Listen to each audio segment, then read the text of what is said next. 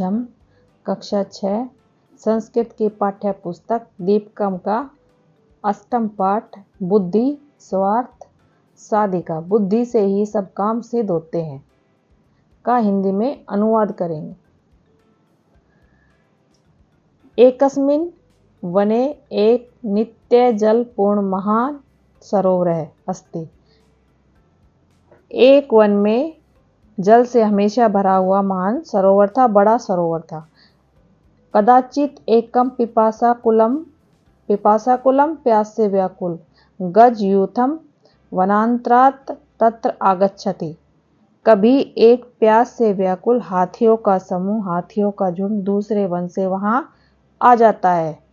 तस्मिन् सरोवरे ते गजा स्वेच्छाया जलम पीत्वा स्नानत्वा स्नान करके क्रीडित्वा खेलकर च सूर्यास्त समय निर्गच्छति।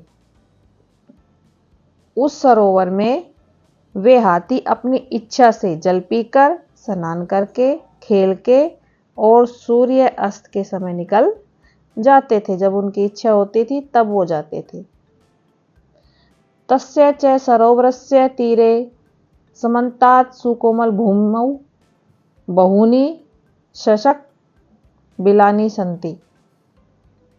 और उस सरोवर के चारों ओर मुलायम भूमि पर बहुत से खरगोश का बिल था। येषु बहवः शशका निवसन्ति, जिनमें बहुत सारे खरगोश निवास करते थे, रहते थे।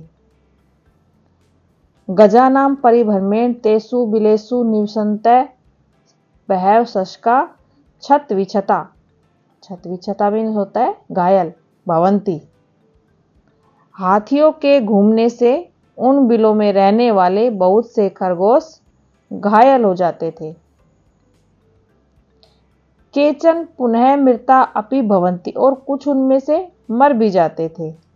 अतः शशका भीता चिंतामग्न च भवति। अतः इसलिए खरगोश भयभीत और चिंतामग्न हो गए। ते दुखम अनुभवती, वे दुख का अनुभव करने लगे, वे दुखी हो गए, परेशान हो गए। स्वर रक्षायै च ते उपायम चिंतयन्ति, और वे अपनी रक्षा के लिए उपाय सोचते हैं। एकस्मिन् दिने सायंकाले तेषां शशकानां सभा भवति। एक दिन शाम में उन खरगोशों की सभा होती है। सर्वे शशका स्वमतं प्रकाशयन्ति, सभी खरगोश अपना विचार प्रकट करते हैं, रखते हैं। परम ते समाधानम न प्राप्नुवन्ति, परंतु उनको कोई समाधान प्राप्त नहीं होता।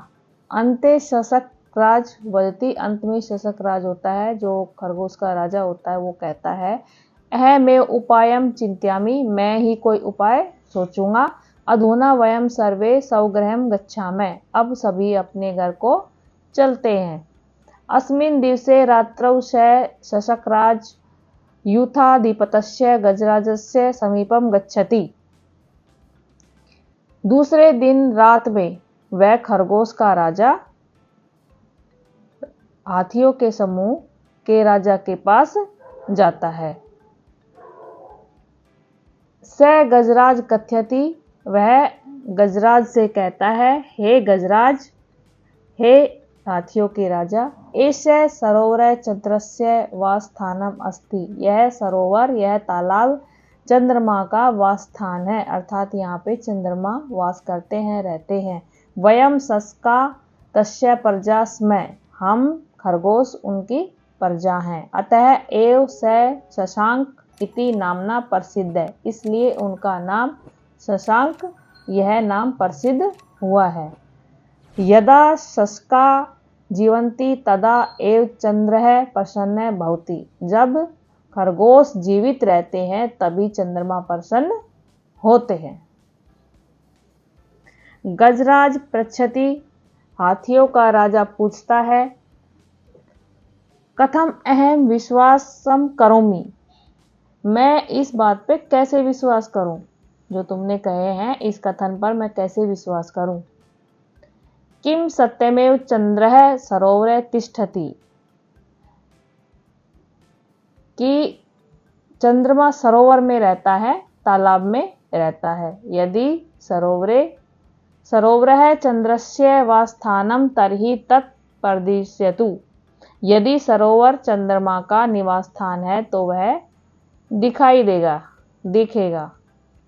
शशकः कथयति, शशकः कहता है, खरगोश कहता है, आम हाँ, चंद्रस्य दर्शनाय आवाम अधुना एव सरोवरम प्रति चलावै। तो खरगोश कहता है, हाँ, चंद्रमा के दर्शन के लिए हम दोनों अभी सरोवर की ओर चलते हैं। गजराज शशक राजेन सह सरोवरस्य समीपम गच्छति। गजराज हाथियों का राजा खरगोश के राजा के साथ सरोवर के समीप जाता है। स जले चंद्रस्य प्रतिबिंबम पश्यति। वह जल में चंद्रमा का प्रतिबिंब दिखाता है। चकित च भवति, और चकित होता है। स भयेन चंद्र नमति, वह डर के साथ चंद्रमा को नमस्कार करता है, नमन करता है। ततः स गजयूथेन सह अन्यत्र गच्छति। ततः तब वह कौन? हाथियों का राजा अन्य हाथियों के साथ दूसरी जगह पर चला जाता है। स गजयूथम पुनः कदापि सत्यम सरोवरस्य समीपम न आगच्छति। स वह गजयूथम हाथियों का समूह पुनः दोबारा कभी भी तस्य सरोवरस्य उस सरोवर के समीप न आगच्छति, समीप नहीं आता। इसके बाद वह हाथियों का समूह कभी भी सरोवर के समीप नहीं आता। शशका तत्र सुखेन तिष्ठन्ति। इसके बाद वे खरगोश थे जो सभी सुखपूर्वक रहने लगे। सत्यम ए उक्तम, सत्य ही कहा गया है। बुद्धि सर्वार्थ साधिका, बुद्धि से ही सभी कार्य सिद्ध होते हैं। इस पाठ का अभ्यास करने के लिए हमारी नेक्स्ट वीडियो देखिए। धन्यवाद।